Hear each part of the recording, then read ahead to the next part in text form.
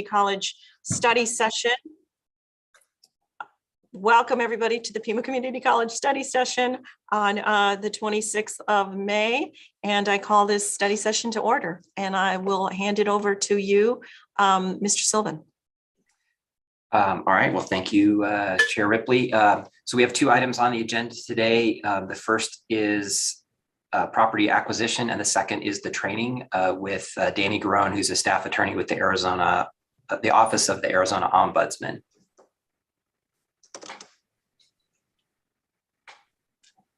So do you want to proceed with the property question? Yes, let's start with the property question and then go on to the ombudsman training for open meeting law. So for the first item, the Chancellor recommends the governing board approve the acquisition of real property located at 140 West Speedway Boulevard. Details about that are in the board report, as is the proposed form of agreement. So moved. Do I hear a second? Moved in second, and do I now open it up to discussion? Let me see. Chancellor, would you like to provide any kind of background? So just to let the board know, Madam Chair, so our discussions with NAU are progressing nicely. And so looks like that this is on a positive trajectory. They're waiting to see what happens in this piece so that we can move to the next level of planning. But we've discussed this in the past, so we know the use case for that property will be that partnership centered with NAU. And then we'll look at a few other pieces I think we can integrate into the property. That may include a student center location, and then probably be able to share services with NAU as part of that. Thank you for that. Any other discussion? Yes, Board Member Garcia. So are we just, my question is, are we just going to vote on it, or is there a discussion about why we oppose it or why we're for it? I mean, we can have discussion, but yeah, we will be voting on it as well. Okay. So I'm opposed to this. I'm just gonna, I can't do the hand up. So anyway, I'm gonna oppose it primarily because I think we already have too much vacant space. So I just think it's a misuse of money. I don't think we're being very responsible in how we're using our properties. And that's it. Thank you.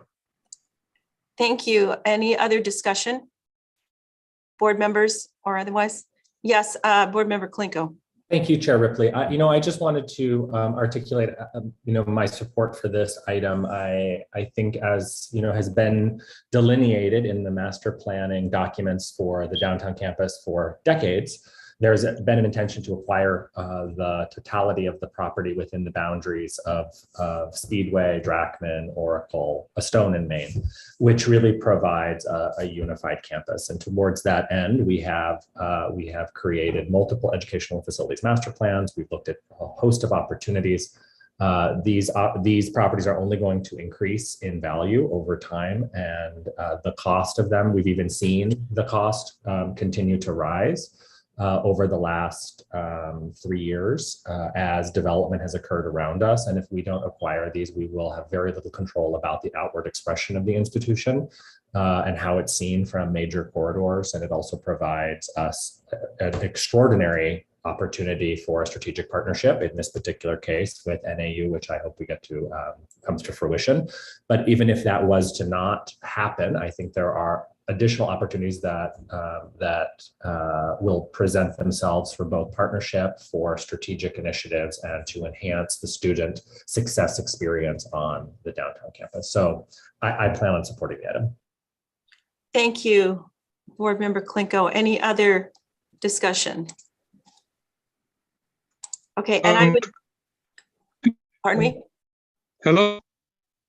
Hello, this is Gonzalez. Hi, sorry, I don't see you on there. Okay, got it. Board Member Gonzalez, go ahead. Yes, my connection is it's not working right. I when Sylvan came on, it froze. Then it went away. Then it rebooted, reconnected. And the last thing that I heard was Chancellor Lambert. He mentioned the trajectory reference to NAU, positive trajectory, and it went away again. It came back with Maria. And you're done. Oh, okay, so do you have a question? So do you understand the proposal, Board Member Gonzalez? I do not understand the proposal. I've heard properties, but I need the details of the full properties. Which one are we talking about? Sure, there were several documents involved, but Mr. Sylvan, do you want to just once more summarize? So this Appreciate is, it. I would just point of order, it's particularly distressing that board members continue to arrive to these meetings unprepared, having not reviewed the materials. The entire proposal and the recommendation is outlined in our board documents. It was sent to all of the board members by Andrea, and it is very frustrating that board members continue to arrive to meetings not prepared and unfamiliar with the items that are being discussed or being voted on. It's frankly a dereliction of duty, and asking the staff to spend time to try to explain the underlying baseline decision, not the actual issues surrounding the question, is it's unprofessional, and it really does a disservice to the institution and to this board. So the really, Go ahead, Mr. Sylvan. so the really quick summary is, the property we're talking about is 140 West Speedway. So that's on the south side of the downtown campus. It's the property currently occupied by Catholic Community Services. It's a little bit over 3 acres, and the purchase price is $4 million. Thank you. And just to summarize, so there has been extensive discussion over this, and there's a lot of documentation. I went over the facilities master plan. I looked at the entire plan for all of our campuses, and I personally do not see this as a misuse of funds that was characterized. I see this as if anything, the return on investment can be enormous, especially when you consider the pending partnership with NAU, and also location. I mean, you've all heard location. It is the ideal location for Pima Community College downtown to be able to expand and use the other properties. Yeah, there are some spaces that aren't being used, but we do have plans. If you look at the overarching facilities master plan, you can see where the plans are for that in the future. I, for one, as a board member, not just as a chair, see this as a tremendous opportunity, and I'm in support of it, especially when you think of the future of a partnership with NAU. I think that's really exciting, and it's exactly what we've been trying to do, is basically form and bolster a bridge between Pima Community College associate's degrees and onward to 4-year degrees from a partner such as NAU. We've been trying to do that for years with U of A to some success, but I think this presents a really tremendous opportunity. So I would be for that. Any other discussions before we go to a vote? Yes, Board Member Garcia. Okay, I support a 4-year institution, but as you know, for the college to provide 4-year bachelor degrees. But as you know, the chancellor opposed that when he sent that letter to the regents. Okay, now about approximately, and I'm probably a little bit off, but I'm, in my opinion, and what I've seen, our facilities are 50% not being utilized.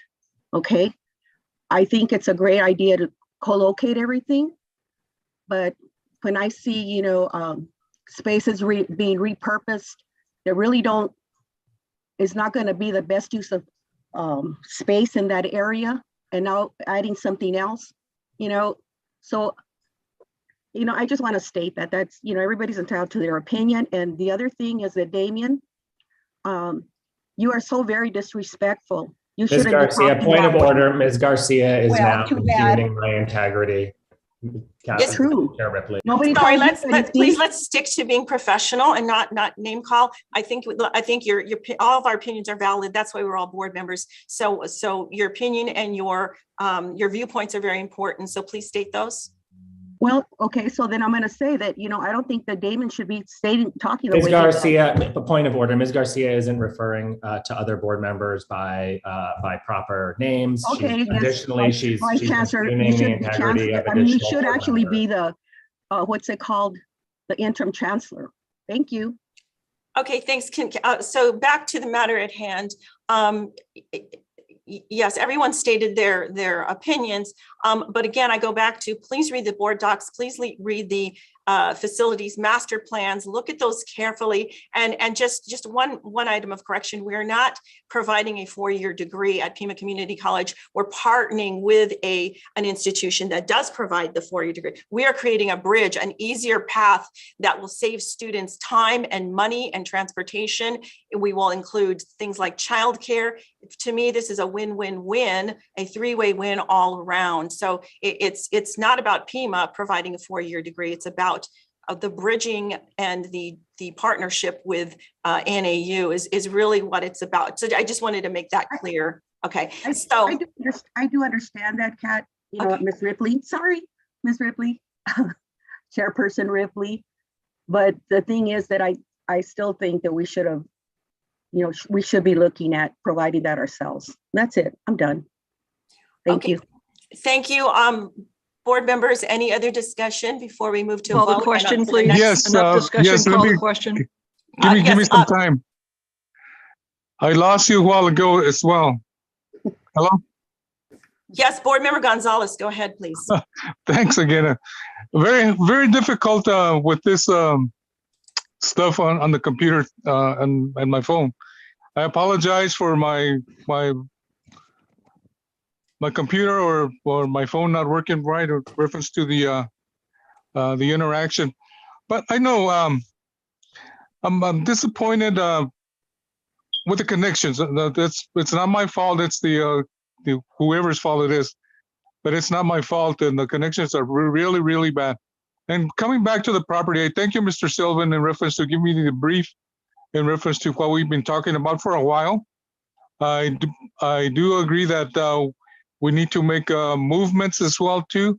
But I don't, in my opinion, it's not the opportune time to do it. It's basically with inflation as well too. That's the main point. The second point is the space capacity. We have an abundance of space that we're not being utilized at all. Third, I think we need to really sit down and put on the table in reference to what we're going to do with all this space prior to allocating more property. As I mentioned the last time, I was very honest in reference to it was the wrong time. I think we can, it should be put in the back burner for right now, but I think it's the wrong time to do it in reference to inflation. But more important, in reference to the space capacity that we have in abundance of.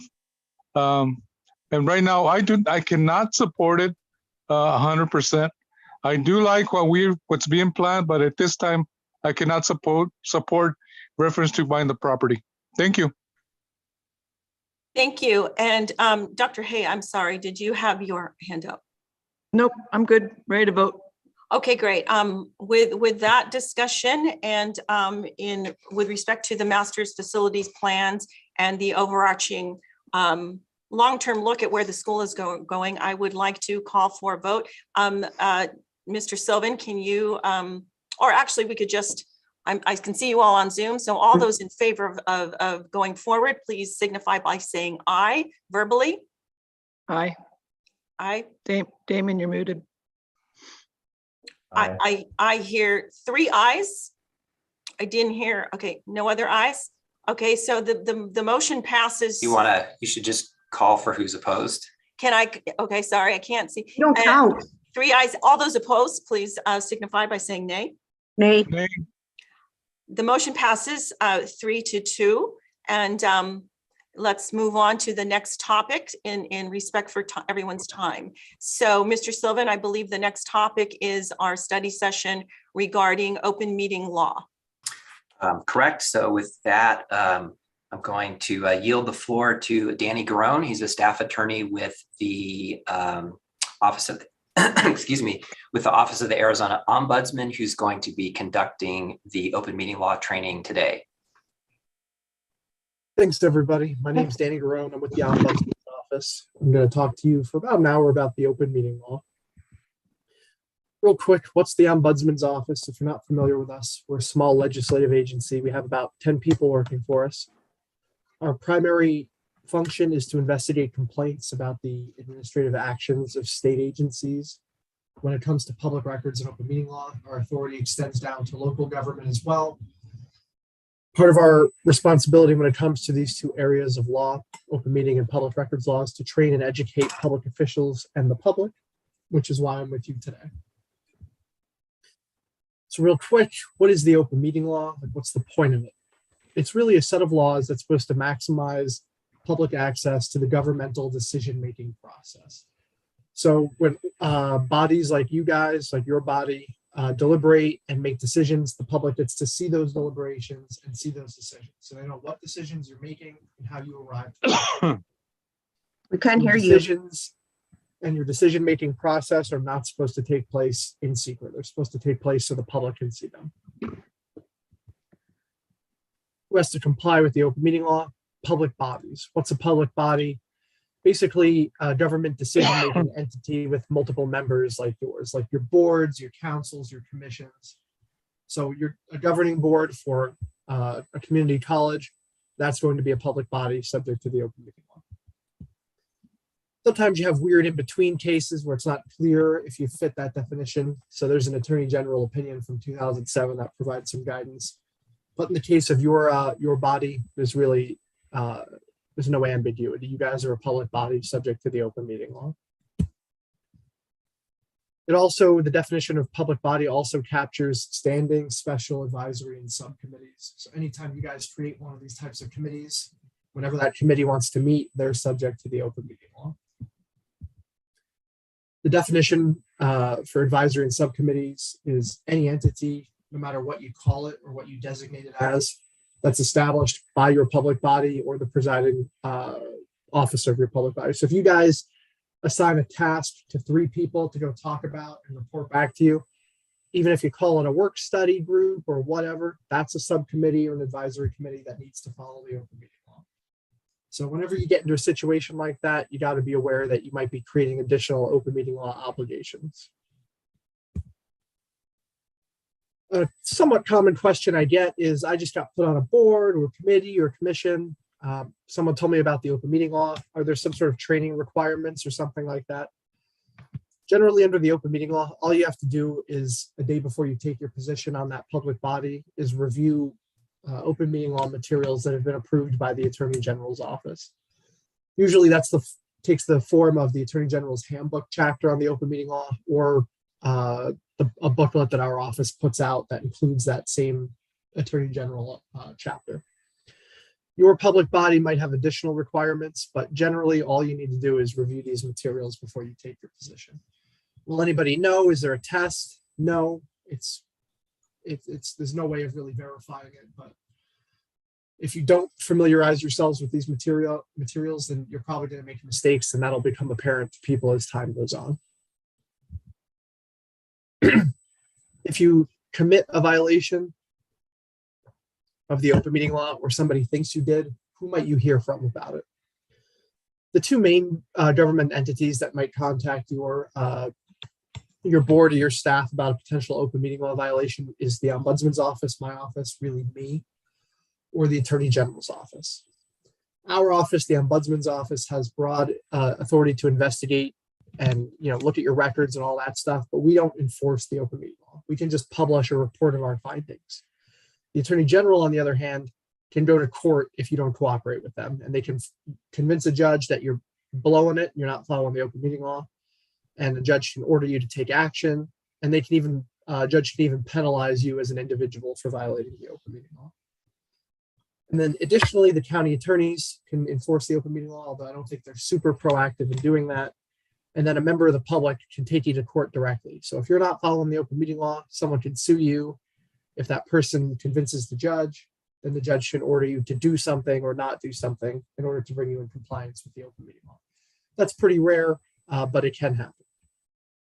So chances are, if you get a call about a potential violation, it's going to be from me, someone at my office, or the Attorney General's office. So what do you have to do? What are the main requirements of the open meeting law? This is probably the most important slide I'll show you because it gives you the basic requirements for what the open meeting law entails, although I'm going to go into each one in more detail. But generally, you need to have a standing notice and about where your meeting notices will be located, and you need to provide notice for each meeting. You need to have an agenda for each meeting. You need to meet in public so the public can attend. All actions, all decisions you make must take place in public. And then you either need to create or prepare written minutes or recording for your meetings. So we keep using the word meeting. In regular language, we know what that means, but of course it has a legal definition in the open meeting law context. And that is when there's a quorum present, either in person or through remote means, and you're discussing, proposing, deliberating, or taking action. So basically you need a quorum present and you need to be discussing board business. So if you're just discussing how the Diamondbacks did last night, it's not going to be a meeting subject to the open meeting law. If you're discussing buying property like you just were, or leasing property, what have you, that's going to trigger the open meeting law if there's a quorum present. And once you meet this definition and you're having a meeting, the open meeting law applies and you have to follow all the requirements of the open meeting law. There's some new-ish language that was added to this definition a few years ago. I don't think it really changed the open meeting law, but it did provide some clarity. And I believe it directly, it's directly relevant to you guys with some issues you had with the open meeting law recently. And basically the definition specifically says that a one-way communication amongst the quorum in which one person proposes legal action triggers the open meeting law and a potential violation. So what does that mean? If I'm on the board and I email the rest of the board and say, hey, I think we should take the following action, and I email that to a quorum, even if nobody responds, that's likely a violation of the open meeting law. And then additionally, if I reach out to the rest of my board, I'm on the board, and I say, hey, here's what I'm thinking on this issue. Here are my thoughts. And I send that to the rest of the board in an email. And then somebody hits reply all and gives me their thoughts. That's a multi-way exchange of opinions on an issue related to what the board does. That's a meeting that triggers the open meeting law. That's probably a violation of the open meeting law. So the moral of the story here is you got to be very careful about contacting a quorum of your board outside of a public meeting. Through email, through text, any communication method where you're talking to a quorum about official business should probably be avoided. Otherwise, you're almost certainly going to violate the open meeting law. What's a quorum? I think you're all probably familiar with this, but just in case you're not, it's usually the minimum number of members you need present to officially conduct business. So if you have 20 people on your board, you can't just have 3 people gather together and act on behalf of the board. There's usually a higher threshold. It's typically a simple majority. So if you have 7 members, it's usually 4. It could be different for you guys. I don't know offhand if some other area of law specifies this for you, but generally it's a simple majority. Same thing goes for the committees and whatnot that you create. Why is this important? Because quorum is one of the 2 factors that helps trigger the open meeting law. So in order to be having a meeting subject to the open meeting law, you generally need to have a quorum present. What if you have a unique situation where you have 9 positions on your board, but only like 5 are filled? Do you use the number 9 or the number 5 for determining whether you have a quorum for open meeting law purposes? For open meeting law purposes, I would suggest being conservative and basing it on the lower number. So if you only have 5 seats filled, I would get nervous anytime 3 of you are together that you might be triggering the open meeting law. The open meeting law is not clear about this, so that's why I go with the more conservative approach. Can you meet through remote means? Absolutely. I don't think this has been especially controversial over the years, but it became more of an issue during the pandemic. The Attorney General put out an opinion saying, yeah, you can meet through remote electronic means as long as you comply with all the requirements in the open meeting law. I think that's reasonable. Nothing in the open meeting law says you can't do it. And if you look at the definition of meeting, it specifically says a gathering in person or through technological means. That implies that you can do it. Just make sure everyone can hear everybody as best you can. We can tell who's talking, who's saying what. There's a requirement I'll touch on later that your minutes and your recording have to indicate how each person votes on each issue. So with video, especially remote video, sometimes it can be difficult to know who's voting which way. You guys did like a voice vote earlier. To me, it wasn't super clear who voted which way. Does it happen fast? So that's something you might want to work on and make sure you get accurate in your minutes if you're going to do minutes later. If you're going to do the recording, maybe review the recording to make sure it's reasonably easy to see who voted which way. Because if you can't tell, then you're probably violating the open meeting law. If you are going to meet through remote means, I suggest being just very transparent about it, explaining in your agenda notice that it's going to be through remote means, which I think you guys do. If you're going to do a hybrid approach where some of you are in person at a public location and some of you are attending remotely, I suggest putting that information in the minutes so we know who was there versus who was attending remotely. But that's really up to you. So the first major requirement under the open meeting law is what's known as the initial notice or disclosure statement. This is something you have to permanently have posted that says, here's where we're going to post all our meeting notices. It should be real easy for the public to find. You need to have it on your website. So if somebody goes to your website, they should be able to relatively easily find your meeting information. They should be able to find something that indicates, here are the locations we're going to post our notices for our meetings. And then it needs to list those locations. And for every meeting you're going to have, you need to post a public notice 24 hours or more in advance. It needs to be available to all of the public, all of the members of your public body, at least 24 hours before the start of your meeting. That 24-hour period can include Saturdays if all the places you post your notice are available to the public on Saturdays. So if you post it in a post office, Excuse me, I'm sorry, you keep fading out at the end of your sentences and I'm trying to type what you're saying. Okay, I will try to be a little closer to my microphone. Thank you. So Saturdays can count toward the 24-hour notice requirement if all the locations that you're posting your notice are available to the public on Saturdays. So if you post your notice in like a post office or some other building that's not open on Saturdays, then Saturday doesn't count toward the 24-hour notice requirement. Sundays and legal holidays also don't count. So be careful about those sneaky Monday holidays, Columbus Day, Memorial Day, Labor Day. If you put out a meeting notice Friday night for a Tuesday meeting, Tuesday morning meeting, and Monday's a holiday, then you haven't given enough notice unless that Saturday counts because of where you're posting your notices. So you got to be careful about stuff like that. There's two exceptions to the 24-hour notice requirement. I'll briefly touch on those in a minute. So what does your notice have to contain? Well, it has to have, which public body is it? Which time and place are you meeting? Be specific so people can find the location. If it's going to be online, be specific how people can attend the meeting. You guys provided a web link on your website. That's great. And then your notice either needs to have an agenda for the meeting or it needs to tell people how they can get the agenda. I think it's become common and honestly expected by the public that your notice and agenda will either be one document or they'll be posted as two documents together. So that's what I would recommend.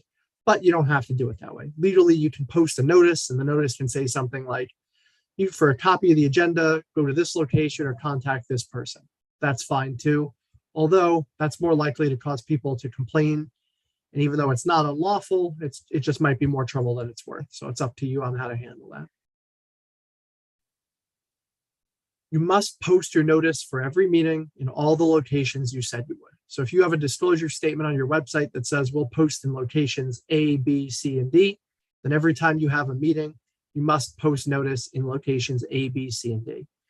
Feel free to post in additional locations, but if you don't post in all of those locations you said you would, you're violating the open meeting law, and it might cause all sorts of trouble for you. Make sure where you post the notice is publicly available. So if you just post it in your basement where no one from the public can find it, that's not going to cut it. You have to post it on your website. You don't have a choice. And then you're supposed to give whatever other notice is reasonable and practicable. What does that mean? It's not totally clear, but I think most public bodies interpret that to mean that we'll post on our website and in at least one physical location. I think that's probably a reasonable way to go about it. So mostly common sense tips on posting your notice. Make sure they can't easily be removed. So if it's just flapping in the breeze, taped to the outside of a building, that's probably going to blow away. Be careful about that. If you have text on the front and back of your pages, make sure that the front and back are viewable by the public. I suggest getting into a routine business practice for who posts your notices and when, if possible. Have that person sign or initial it and time and date stamp it when they post it, because then if somebody challenges you, you have some evidence to show that it was posted 24 hours in advance the way it was supposed to be. But that's not specifically required by the open meeting law. That's just a recommendation from me. I mentioned two exceptions to the 24-hour notice requirement. The first is for recessing and resuming a meeting. So if you're in the middle of a meeting, you've given your notice, your agenda, everything's all set, and the meeting's just dragging on, or you need a break, you can tell the public, hey, we're going to recess the meeting and we'll resume it at this time and place. Then you can come back at that time and place and resume the meeting. You don't need a new 24-hour notice period. You don't need a new notice and agenda. You can just pick up where you left off. My recommendation with that would be, if you're going to go longer than 24 hours of a recess, then you should probably just put out a new notice and agenda. I think this is really intended to be a shorter break, 15 minutes, an hour, maybe even a few hours. But if it's going to be a day or more, you should probably just do a new notice and a new agenda. Anyway, make sure you're clear to the public about where and when, and then make sure you show up at that where and when. The second exception to the 24-hour notice requirement is for actual emergencies. In the case of an actual emergency, you can meet with less than 24 hours of notice. What's an actual emergency? Due to unforeseen circumstances, if you don't act now or in less than 24 hours, really bad stuff's going to happen. There will be damage to property, people will get hurt, people might die, stuff like that. You forgot to put something really important on your agenda, that's probably not going to cut it. So this should be a very rare thing. It might never happen in your time on the board. Who knows? But now that we live in this pandemic era, maybe it's more likely to happen now. So if you have an actual emergency, what do you need to do? Well, you don't need to meet the 24-hour notice requirement, but you do need to provide as much notice as you can. So if you have 4 hours to spare, then provide 4 hours of public notice. Publicly announce why you're having the emergency meeting. So what's the emergency meeting and why do we need to act on it now? Put that in your minutes or in your recording. And then after the fact, like you normally would ahead of time, also post a notice explaining that there was an emergency meeting. That way, if somebody didn't manage to hear about it ahead of time, they know about it after the fact and they can go get your minutes or recording and catch themselves up. Super common question I get is, hey, a bunch of us are going to be at this social event together. Is that going to trigger the open meeting law? It depends. If you're going to be on best behavior and not discuss official business, then no, it doesn't trigger the open meeting law. If there's not a quorum present, arguably it won't trigger the open meeting law. But if there is going to be a quorum present and you are going to maybe talk about official business, then it is going to trigger the open meeting law and you need to comply with everything I'm talking about. So if all of you are on a softball team that plays on Saturdays, as long as you're on best behavior and you don't talk about anything related to the Pima Community College, then you're okay. But it's very easy to slip into talking about the wrong subjects and violate the open meeting law. So you got to be careful. So even though if you're on best behavior, you don't have to follow the open meeting law, I still suggest or would recommend what's known as a courtesy notice or courtesy agenda. Something you post like you normally do for meetings that says, something along the lines of the governing board of the Pima Community College maybe gather at this time in this place. However, it's a social event. No official business will be discussed or transacted. This is just being issued as a courtesy. That way, if people see you, they don't think you're having a secret meeting, and it's just more transparent. You don't have to do that, but it's pretty easy, and I would recommend doing it for those situations where you know a quorum might be socially gathered. But then again, make sure you stay on best behavior and don't talk about anything related to what you do as a board member. The third major requirement is the agenda. I think you're all familiar with this, but just in case you're not or you're new to this, it's the roadmap for your meeting. It needs to list everything you're going to talk about or decide at your meetings. It needs to be specific enough that a reasonable member of the public can look at it and understand what you're going to be doing and decide if they want to show up. Everything you do at your meeting needs to be reasonably related to a properly described agenda item. So if I tune into the beginning of a discussion and I look at your agenda and I have no idea which agenda item it is, it just doesn't seem related to anything, then it's not going to cut it. Somebody should be able to hear your discussion and go, oh, okay, that's, that sounds like item 4B or whatever. If not, you're probably too far away and you're not reasonably related to what that agenda item says. So err on the side of caution, stay on topic, and be specific in your agenda items so that the public knows what you're talking about.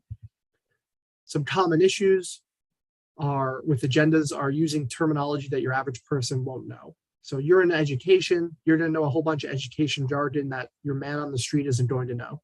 So either avoid using it on your agenda or explain what it means. So if you're using a bunch of acronyms or very precise terminology,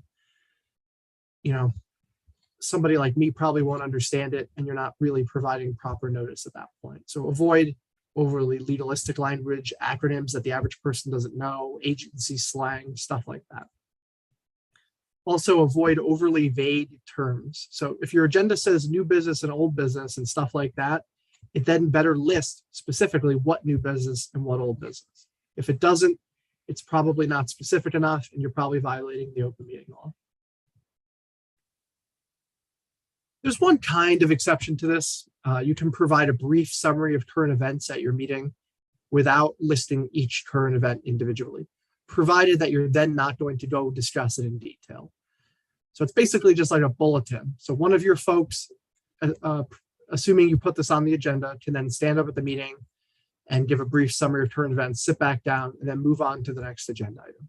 If you want to talk about any of those items or discuss it or vote on any of it, it needs to be its own specific agenda item.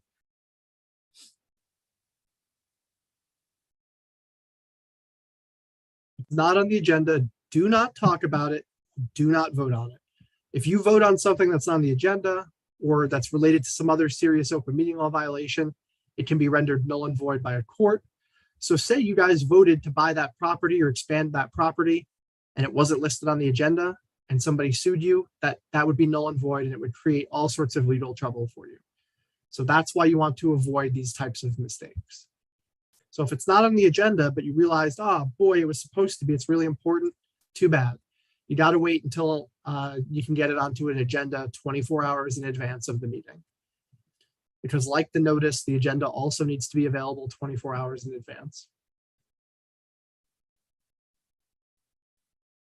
Be reasonable about where and when you have your meetings. The public needs to be able to show up. So if you want to have a meeting in your house, well, then you're opening your doors to the public. Make sure everyone can hear everybody. If the public can't hear you, you're probably violating the open meeting law. If 100 people want to show up to your meeting, but you only facilitate attendance for 10, that's a problem potentially. Don't have your meetings at 3 a.m. on Sunday morning. Don't have them on big holidays, that type of stuff. That's probably going to be unreasonable. Just mostly common sense stuff. What does the public have a right to do at your meetings? I don't know how often the public attends, but if you do have members of the public attend, they generally do not have a right to speak at your meetings. They can show up, they can listen, they can record, and that's it. That's generally all they have a right to do under the open meeting law. As I said, they generally don't have a right under the open meeting law to speak or disrupt your meeting. I think the way you guys set this up is you're all on Zoom, but everybody else is watching a live feed elsewhere. That makes it easy. Nobody's able to interrupt you. Easy peasy. But if you start meeting in public again, where people can show up and shout over you, then you might have to deal with that at some point if somebody keeps insisting on interrupting. So if somebody does do that, you can warn them and say, hey, sir, ma'am, you can't speak at the meeting. There's no public participation, or the time for public participation is later. We'll let you know.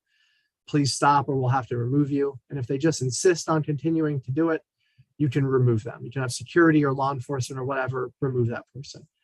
I suggest that be a last resort, because people can and will sue over that. And even though you'll probably win, it's not a sure thing, and it's going to be an expensive headache. So I'm guessing Mr. Sylvan would tell you, don't try not to toss people out unless it's absolutely necessary. But that's up to you guys, and that's up to him. So the public generally doesn't have a right to speak at your meetings. They're not entitled to, no matter what they'll say about democracy and this being America. But you can give them the option to speak at your meetings. You can do what's referred to commonly as an open call to the public. This needs to be on your agenda. So if you're going to have one of these, it needs to be on the agenda. You can then give members of the public X amount of minutes to speak about what they want to talk about, and then move on to the next person. You can hold them to reasonable time, manner, place restrictions, which I believe comes right out of Supreme Court First Amendment cases, which basically means treat everyone equally and fairly. Give everyone the same amount of time.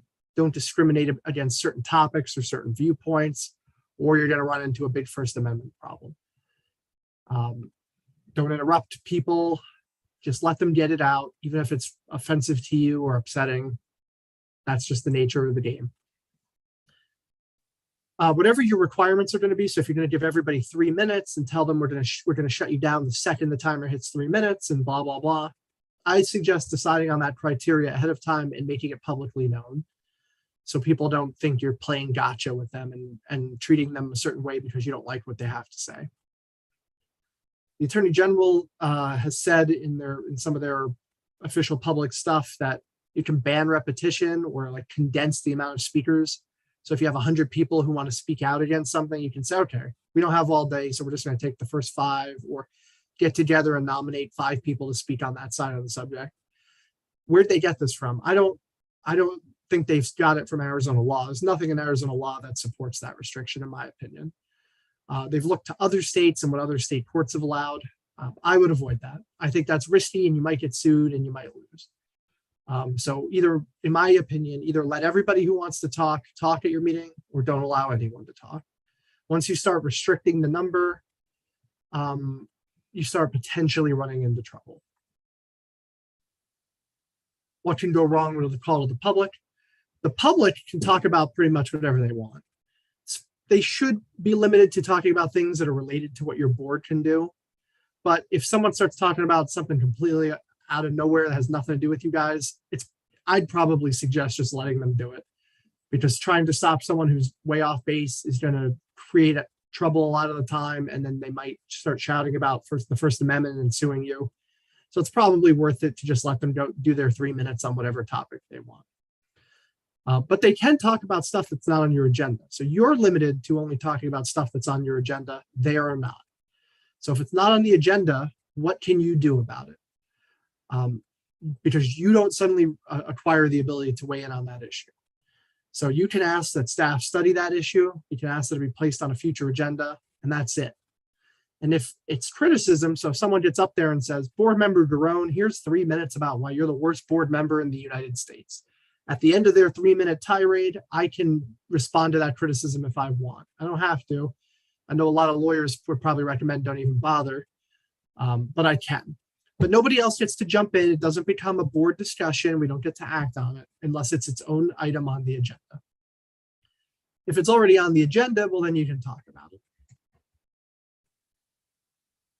Some stuff that you should avoid at your meetings. 1, because it can be a violation of the open meeting law. And then 2, even if it's not, it doesn't look good. So if you're all in the room together talking at your public meeting, and then you start passing notes or whispering or texting, if it's about official business, you're probably violating the open meeting law because the public can't hear it. If it's about where you're going to go to lunch or funny cat memes, That's fine legally, but it looks bad and people might think you're having secret illegal conversations. So try to avoid that stuff as much as possible. Sometimes you want to whisper to someone next to you and say, hey, are we almost ready to break for lunch? Or, hey, I'm going to run to the bathroom real quick. Yeah, that's fine. But if you're spending, 20% of the meeting whispering and then, sharing knowing glances, it's going to look bad. So be careful about that. And then the other thing to watch out for is forming a quorum before or after your meeting starts and ends. So if your meeting's supposed to start at noon and at 11:30, you're all on Zoom talking about district business, then you're probably violating the open meeting law. Or if a constituent stops you in the parking lot on the way into the meeting, you can talk to them. But if the rest of the board hears the conversation and then starts to join in, that would be a violation of the open meeting law. So be careful about that. So all of that has been about transparency and openness, but now I'm going to tell you about 9 situations that you don't have to be transparent. We're not fully transparent. These are known as executive sessions. This is where you meet and have your discussions, but the public is prohibited from being there. There's 9 different types. They're specifically laid out in law in ARS 38-431.03A. So it has, whatever you're going to talk about, it has to neatly fit into one of those 9, or you can't talk about it in an executive session. If you're going to have, or maybe have, an executive session discussion, you must have a notice and agenda for it, or it must be listed on your notice and agenda for a public meeting. It's super common for you to have a public meeting and then 1 or 2 of the items say the board might go into executive session for these reasons. That's the common way to do it. That's fine. But you can have a standalone executive session with its own notice and its own agenda. You must have a public vote to hold one of these executive sessions. If there is no vote, or the vote loses, doesn't pass, then you don't get to have an executive session. Everything said in executive session must remain confidential. So you don't have to have an executive session most times, but once you choose to, you can no longer publicly reveal what people said in executive session, or you are violating the open meeting law. Additionally, you cannot take action. So no decisions can be made in executive session. So if you're making decisions in executive session, or you're revealing what is being said publicly in executive session, those are the 2 easiest ways to violate the open meeting law with executive sessions. And then even though they will remain confidential from the public, you must have minutes or recording for your executive sessions.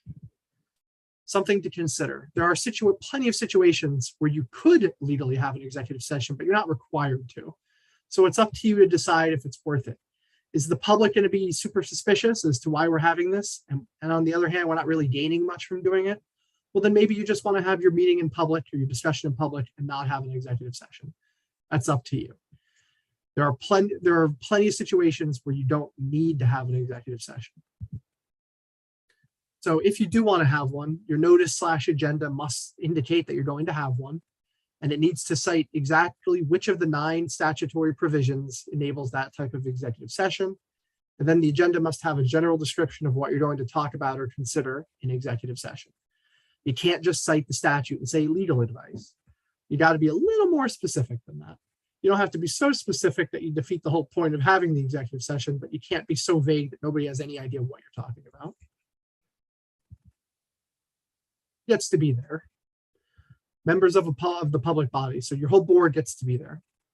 If you're having a personnel discussion, which is one of the reasons you can have an executive session, so you're talking about hiring or firing or whatever one of your employees, you could let that person be there. There's nothing in the open meeting law that says they're entitled to be there, but there's nothing that says they don't get to be there. So you can make that decision.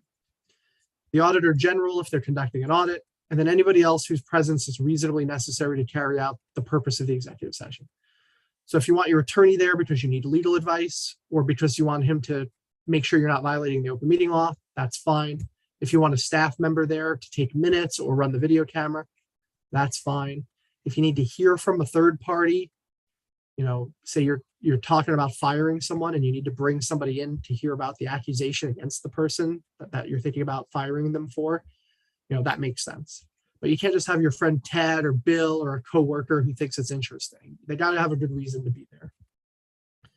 And then if you are going to have someone who's unusual being there, so besides your lawyer and the members of your public body, then you should indicate probably on the record why that person is going to be there, because otherwise it's going to be suspicious to the public. Do you have to do that? No, nothing specifically says in the open meeting law you have to, but I would highly suggest doing that. What can go wrong with executive sessions? Talking about it. You cannot reveal what was said in executive session. It's really corny, but I always think of the movie Fight Club, where the first rule of Fight Club is don't tell people about Fight Club. And the second rule of Fight Club is don't tell people about Fight Club. So do not disclose what anybody said, including yourself. You don't say, hey, in executive session, I said the following. Do not do that. It is a violation of the open meeting law. The open meeting law specifically requires that your chair, every time you have an executive session, remind you that the discussion needs to remain confidential. That's how much the legislature wanted to stress that it remains confidential. So if you have an executive session discussion and you give your opinion on the issue, can you then repeat that opinion in an open meeting when you talk about the issue? Yes, absolutely. Just don't tell people that you said it in executive session. So if you have an executive session and you discussed whether to fire one of your employees, then you in public, you have a vote and you want to explain your vote and say, here's why I think we should fire the guy. That's fine. But if you say, as I told everybody in executive session, or as Stephanie said in executive session, blah, blah, blah, then you will be violating the open meeting law. So the public should never, ever know with certainty what anybody said in executive session. And then 2, I already mentioned it, don't take action in executive session. Don't vote on stuff that binds your public body in executive session. All the votes must take place in public. So you can talk about issues A, B, and C or whatever in executive session, but the votes, the decisions must take place in public. The first type of executive session is for personnel matters. So you can discuss hiring, firing, appointing, assigning, salary, whatever of your employees. But it needs to be an identifiable employee. So if you want to give all your employees a 5% raise because of inflation, you can't have that discussion in an executive session. But if you want to talk about giving employee A and B raises because their salaries are particularly low or because they've been doing a great job, you can talk about that in the executive session. This type of executive session is special because it has additional requirements. So if you're going to talk about an employee in executive session, you need to give that person 24 hours written notice, at least 24 hours, that you're going to talk about them or may talk about their employment in executive session. And then, unless it's about salary, they get to basically veto that executive session. So they can say, oh no, if you're going to talk about my employment, if you're going to talk about whether to fire me, you either do it in public or you don't do it at all. And then you either do it in public or you don't do it at all. For some reason, salary is different and they can't veto it if it's a salary discussion. Does that person have a right to be there? As I said earlier, nothing in the open meeting law says they do, but you can allow them to be there if you want. And maybe you want to because they're going to get to hear the recording or see the minutes anyway. They're entitled to the minutes or recording of the executive session at which you discuss their employment. Some common related questions regarding this type of executive session. Can you do personnel evaluations in executive session? The Attorney General says yes. I think that's reasonable. Can you interview people for a position in executive session? I think you probably can. The AG says you can, so you have cover from them. So go for it. But again, if you want to decide whether to actually hire that person, that must take place with a public vote. Second type of executive session, and probably the only one that you're legally required to have in executive session, is if you're going to discuss confidential information. So say you need to talk about FERPA protected education information. It's illegal for you to publicly disclose that. So the only way you can legally talk about it is in an executive session.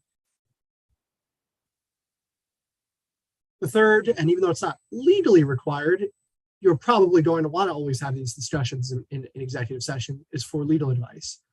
I think you've all probably heard of attorney-client privilege, where the discussions between the client and the attorney in the course of getting and giving legal advice are protected by law, so they're confidential. In order to preserve and protect that privilege, you can have your discussions for legal advice with Mr. Sullivan or whatever attorney in executive session. But if you then want to talk about what to do with Mr. Sullivan's legal advice, you got to have that discussion in public. So if he says, hey, if you do A, B, or C, you're probably violating the law and might get sued. and then you want to decide whether to do A, B, and C anyway, well, then that discussion has to take place in public. 4 other types of executive session all involve negotiating positions. So you don't want to reveal your negotiating position to the other side that you're negotiating with. So if you want to talk with your attorney about litigation, contract negotiations, and settlements, you can do that in executive session, and you can instruct your attorney about your position.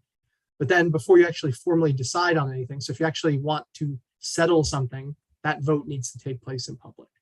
But you can tell Mr. Sullivan in executive session, hey, go see if they'll settle for $1 million or for $5,000. He can go do that, come back to you. And then if you actually want to accept that settlement agreement, you need to do that in public. If you're in negotiations or discussions with an employee organization about salary, so basically if you're negotiating with like a union over salary, you guys can meet in executive session, your board, and talk about your negotiating position. The other side doesn't get to be there. It's just you guys. Same thing if you're in negotiations with in some situations with another country, state, or tribe. And then last, if you're talking about buying, selling, or leasing property. So if you guys decide you want to acquire more property and you want to talk about how much you're willing to offer or what terms, you can have that discussion in executive session. But again, the actual decision must be made in public. And then in the last year or two, there were 2 new types of executive session created. The first, I guess, does concern you guys because it's about school safety plans. But the second one is basically the same type of thing, but it applies to everybody. So to me, they're a little duplicative, but I'll mention them anyway. So if you want to talk about school safety plans, so if you are worried about a potential school shooting and you want to come up with a plan about it, you can talk about that in executive session. Presumably, so the potential school shooters don't know what your plans are and they don't have inside information. And then the last type is similar to that, but it's not just safety plans. It also is about securing physical buildings and also critical infrastructure and IT stuff. So if you want to talk about how to lock down your IT stuff from hackers and things like that, you can do that in executive session as well. And all the records you create regarding that discussion are going to be confidential and exempt from discussion under the Public Records Law. The last major requirement are minutes or recording. Every meeting needs to either have a digital recording, or I guess an analog recording would suffice, although I don't think anyone does analog recordings anymore, or written minutes. Sometimes public bodies will record the meeting and then use that recording to later create written minutes. If you have that unique situation, you must hold on to that recording for at least 3 months after you're done with it. So if you use it to create written minutes, don't just then delete the recording. You got to hold on to it for 3 more months. Whichever you end up deciding becomes the official record of your meeting, whether you go with written minutes or recording, that's a permanent record. You need to keep it forever. What needs to be in your minutes or your recording? Which public body is it? Date, time, and place of the meeting, which of your members were there, which were not, what you talk about and consider. Give a very accurate description of all legal actions proposed, discussed, or taken. So anytime someone proposes that basically a decision, accurately describe that so the public knows what was proposed. You need an accurate record of how each member votes on every item.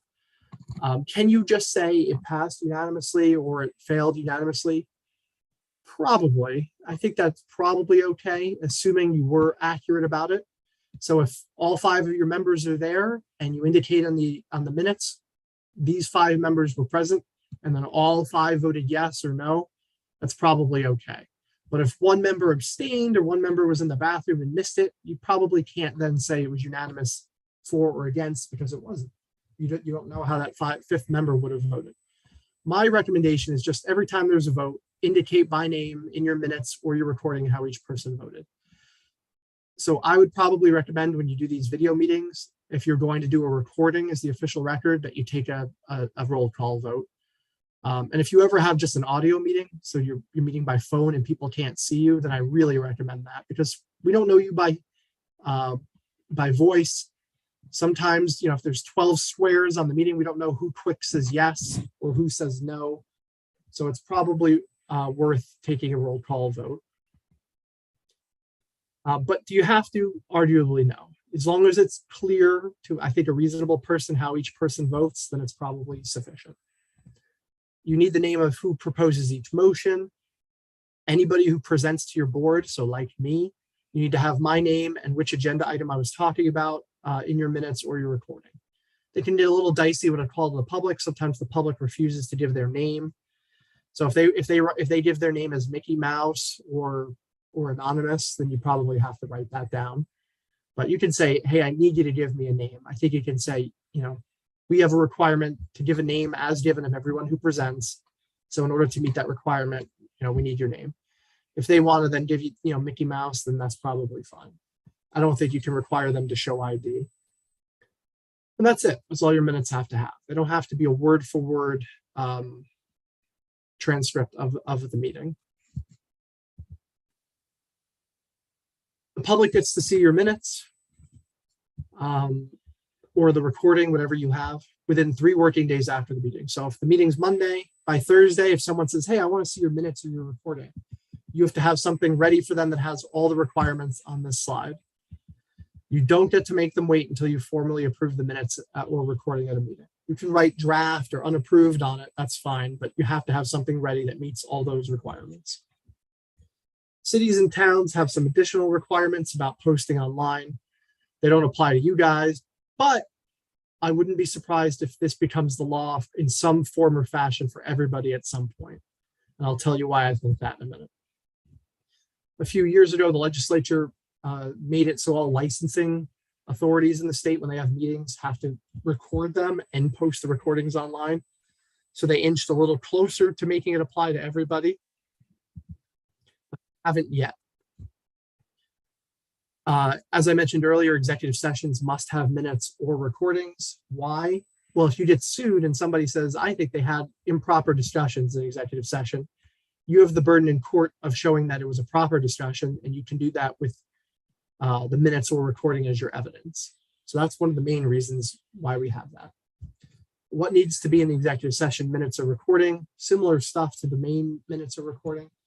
Which body, date, time, and place, who was there, who wasn't, a general description of everything you considered. If you instruct your attorney or representative the way those executive sessions say you can, then give an accurate description of all the instructions. So if you tell Mr. Sylvan, go see if they'll settle the lawsuit for $10,000, then you need to accurately lay that out in the minutes or the recording for the executive session. And then whatever else you think is appropriate. And that's it. That's all you need to have. And then this needs to stay confidential. The public does not get to see these. You are violating the open meeting law if you give them out. So if someone makes a public records request and says, I demand to see the executive session meetings minutes, you point them to this statute on this slide and say, I'm not allowed to, sorry, and you're done. So who does get to see them? You guys get to see them. All the members of the board get to see or the public body get to see the minutes or recordings for executive sessions. If you talked about an employee, it was a personnel discussion, executive session, then that person gets to see the minutes or the discussion as it pertains to them. The auditor general, if they're doing an audit, and then any of the open meeting law oversight entities, county attorney, attorney general, our office, a judge that demands it, they will get to see the executive session minutes or recordings. Otherwise, nobody else ever gets to see them. I believe that these types of minutes for executive sessions only need to be kept for 7 years. So unlike public portions that need to be kept forever, these have a 7-year expiration on them. Then you can get rid of them. If you ever find yourself trying to get all clever and resourceful for getting around the open meeting law, then you're probably violating the open meeting law. It's not a set of challenges. It's not a cool hurdle challenge that we're supposed to figure out how to overcome. It's a set of principles that we're supposed to strive to meet so the public can see what we're doing.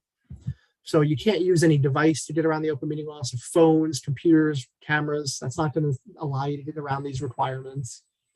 You can't do what's known as splintering the quorum, aka a fancy game of telephone, to get around the open meeting law. So if I'm a board member and I email another board member my thoughts on an issue, and then he or she forwards it on, and it keeps going like that until it reaches a quorum, arguably we violated the open meeting law, even though it wasn't simultaneous. Don't send an email or text to the rest of your public body and say, hey, how are you guys thinking of voting on this issue at the next meeting? That's a violation of the open meeting law. Don't do any of that type of stuff. Doesn't need to be verbal. If you do it through letter, email, sticky notes, phonograph records, smoke signals, clay tablets, any way of communicating human language can be used to violate the open meeting law. There's an AG opinion from 2005 that says you can't use email to get around the open meeting law. I think everybody agrees with that. I don't think that's, in today's day and age, 17 years later, I don't think that's at all controversial. And as I mentioned earlier, they basically took what the AG said in this opinion and added it to the definition of meeting a few years ago. Again, electronic communications, email, Twitter, Snapchat, direct messages, online, they're all going to be the same as if you were talking to each other. So be careful about emailing each other. Email is the big one that makes it very easy to violate the open meeting law without realizing it. Here are some examples. This kind of goes to what I was talking about earlier with that extra definition of meeting. So say you got 5 people on your board, 3 is a quorum. You're a member on the board and you email 2 of the others, about some board issue, and then someone hits reply all with their thoughts. That's been a discussion, a multi-way discussion amongst a quorum. That's a violation of the open meeting law. Does it matter if you were sending them facts versus your opinions? Probably not.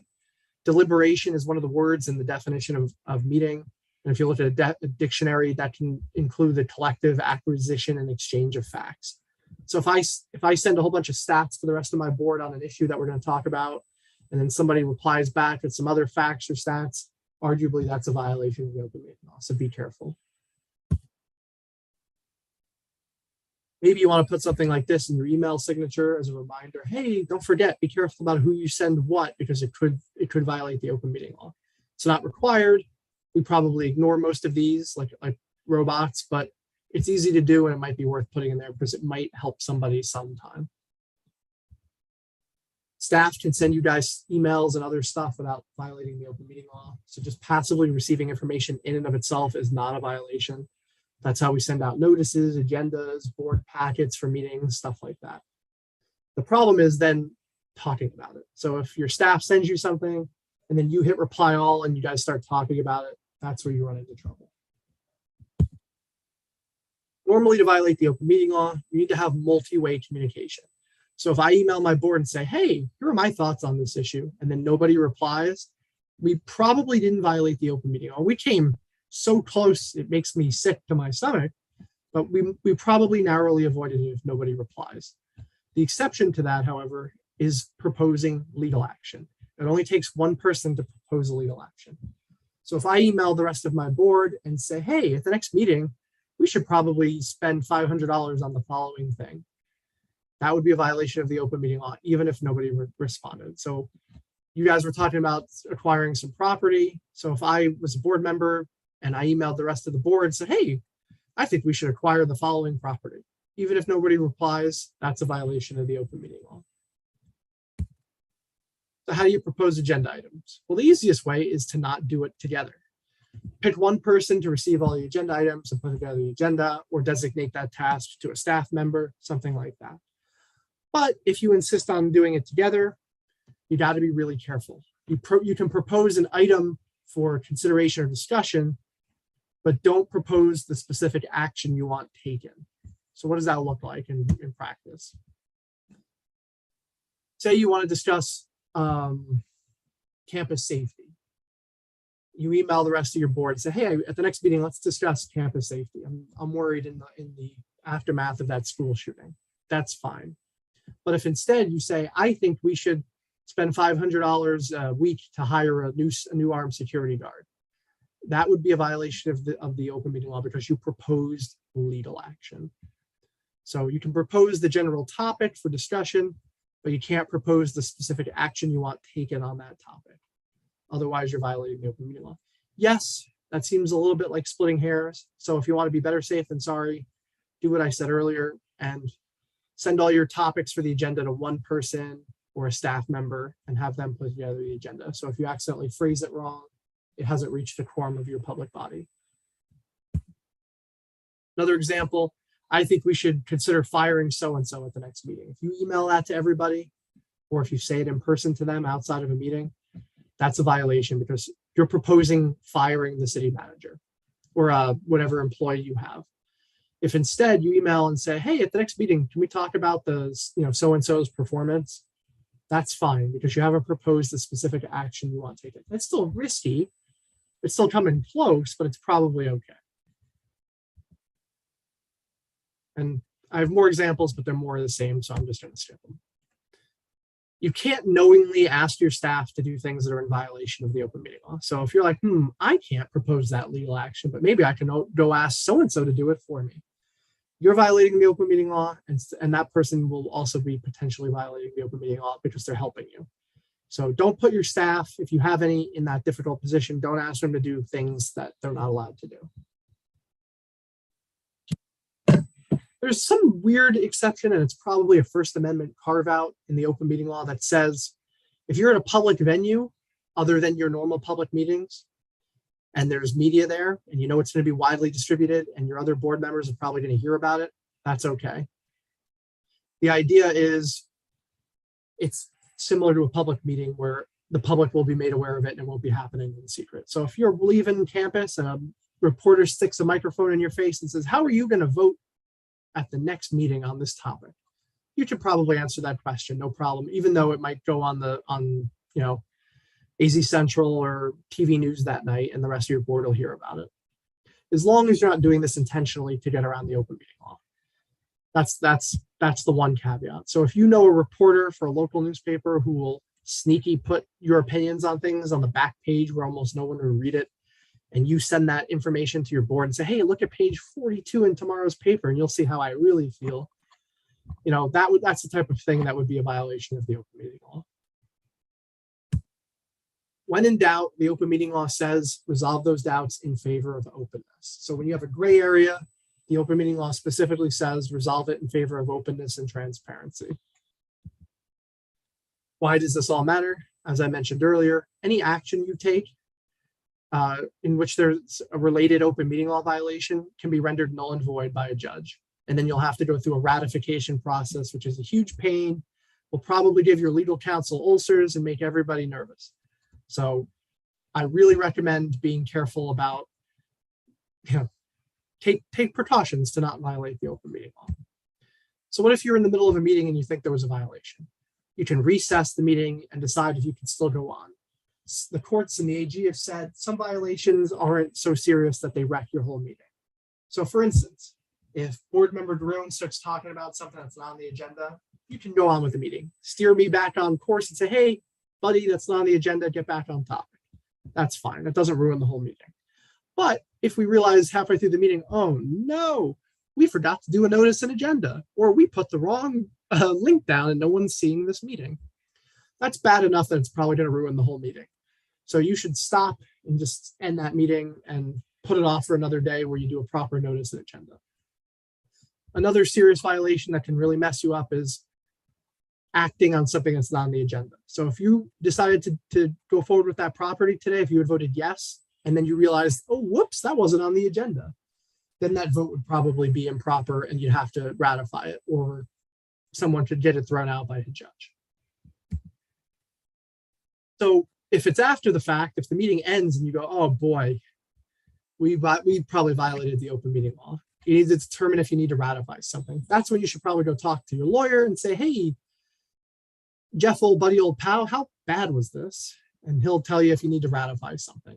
So if you didn't vote on anything, then you're not going to need to ratify anything most likely. But if you voted on something and then you realize it wasn't on the agenda, or there was no notice or no agenda at all for the meeting, then you probably need to ratify that action. Get everybody up to speed on what the violation was and why it was a violation so that you can get better and not do it again. You're gonna violate the open meeting law at some point. It's hard not to occasionally start talking about something that's not on the agenda.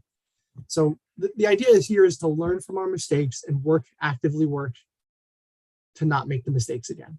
If you get a complaint, I suggest being open and transparent about it and addressing it, because if you get all weird and defensive about it, then it might blow up into a bigger deal. And they might come to me, they might go to the AG, and it might become a bigger mess than it needed to be.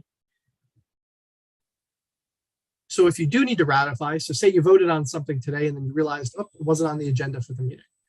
Within 30 days after you discovered that the violation, or when you should have reasonably discovered it, you can ratify it.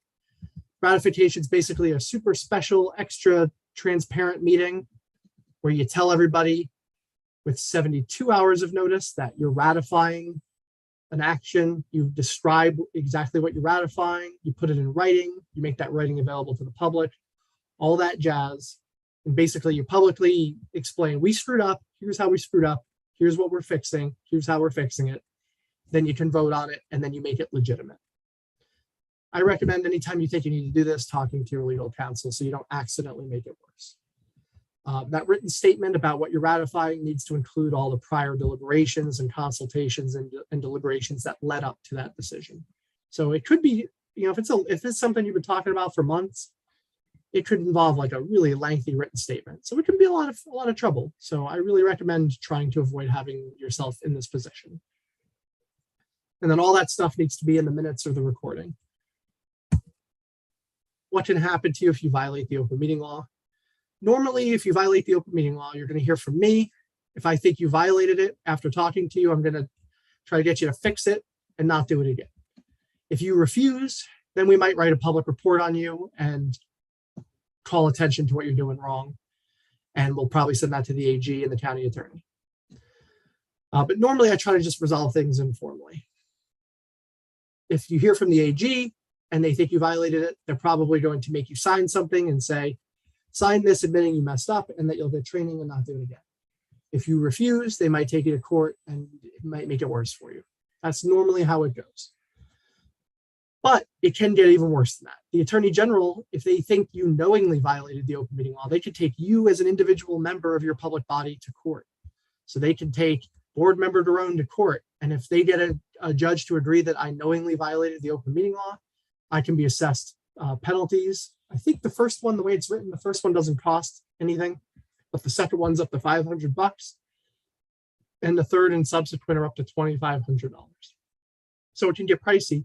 Plus, the judge can ding you for whatever equitable relief they think is appropriate and attorney's fees. Attorneys are expensive, so it can get very pricey. And the really bad news is you're on the hook for it. Your public body does not get to reimburse you for it. So if board member Daron gets dinged by a judge for this and he says it's going to be $9,000, well, that's $9,000 coming out of my pocket. But don't be scared by this. This doesn't happen unless you're really, really doing it on purpose, really. You repeat incidents where you clearly knew what you were doing was wrong and you just didn't care. That's where this might happen. So if the AG has evidence that you knew what you were doing was wrong and you just said, screw the open meeting law, I'm doing it anyway, I don't care about the public. That's a situation where this might happen. But if you accidentally talk about something that's not on the agenda, this isn't going to happen to you. So don't go to bed tonight thinking, oh my God, I'm going to be ruined if the AG hears about this.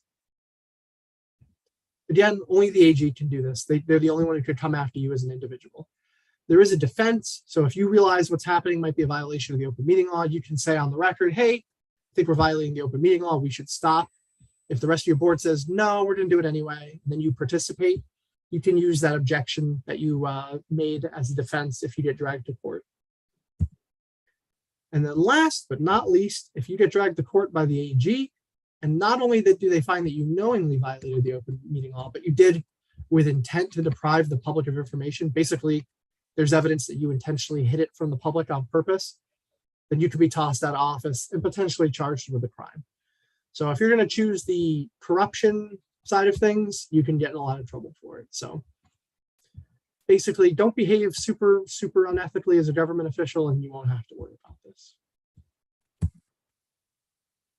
The last thing I do want to run by you is there were a bunch of bills considered by the legislature this session that would have amended the open meeting law. And some of them looked like they were flying through, but then they stalled out. But they're worth noting anyway.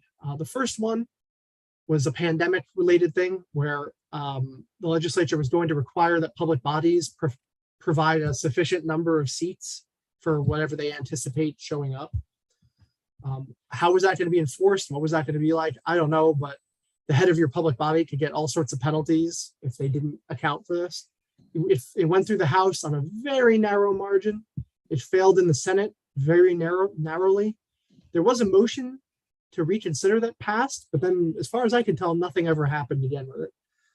So I think we might be too late in the session now for this to pass, but I'm not 100% an expert on the legislative process and all the details each house have, but I don't think that's going into law. But I'll keep my eyes on it. And if it does, it'll be on our website under our open meeting law section. The second one, the other big one, was going to create a new requirement that almost all public bodies in the state would have to create an audio or audiovisual recording for every meeting. You'd have to put it on your website or put it online somewhere and keep it up there, for a certain amount of time and all that jazz. This is like the third or fourth time in the last 8 years they've tried to do this. It got some yes votes in caucus, and then it kind of went nowhere. So I don't think it doesn't seem like it's going into the law, but there are people at the legislature who keep thinking about doing this. So I don't know if you guys are with written minutes or recordings. If you already record all your meetings, then you don't have to stress about this because you're already doing it, especially if you're already posting them online. But if you're doing written minutes and you're kind of on the fence about permanently switching to recordings for all your meetings, maybe start thinking about doing that now so you can do it, a gradual transition on your own terms instead of being forced by the legislature in the next couple of years. There was a bill to make penalties more severe. It didn't go anywhere.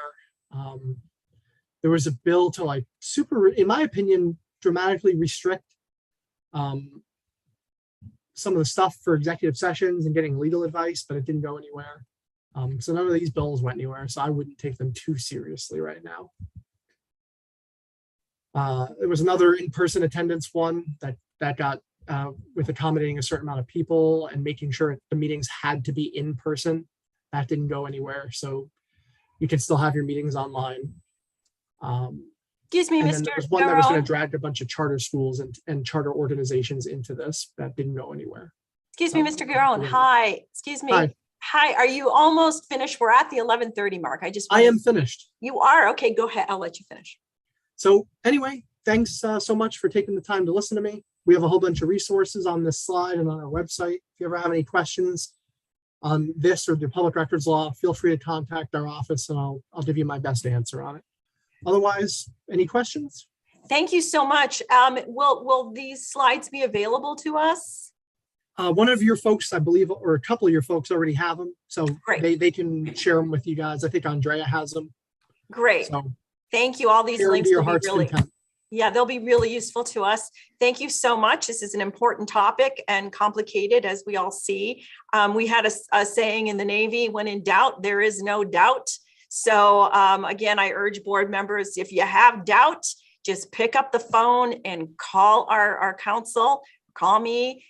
Just if there's doubt, there's no doubt. And also, the other Navy term we used to say is confess and confess early. So if you think you've been in violation, just, own up to it and we can fix it. So with that, any other discussion or questions for Mr. Garone? I don't see any. Thanks, everybody. Thank you so much for that. Very elaborate discussion. Have a great day. Thank you so much. Any comments from Mr. Sylvan or Chancellor? No, we do have those slides if anyone would like them, or we can just go ahead and email them to the board. No, I just want to thank everyone for participating in this. I think it's important we continue to refresh on this topic on a regular basis. And thank you, Danny, for taking the time to join our board this morning. Great, thank you so much. And with that, thanks a lot for everybody joining in on the study session. These are always very informative and we always learn something every time we have them every month or so. So thanks so much. We'll see you at the next one. And this study session is hereby adjourned. Thank you.